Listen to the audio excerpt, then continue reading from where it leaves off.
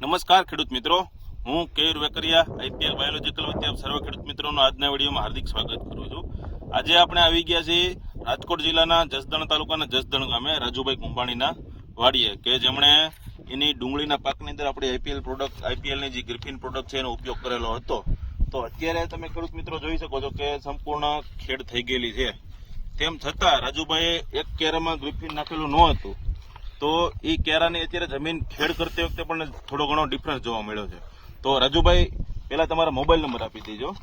9924055758. તો રાજુભાઈ, તમને ગ્રિફિન એક કેરામાં નહોતું નાખ્યું, બાકી બધામાં નાખ્યું હતું. હા, તો અત્યારે તમે ખેડ કરી તો તમને શું ફેર જોવા મળ્યો છે રાજુભાઈ?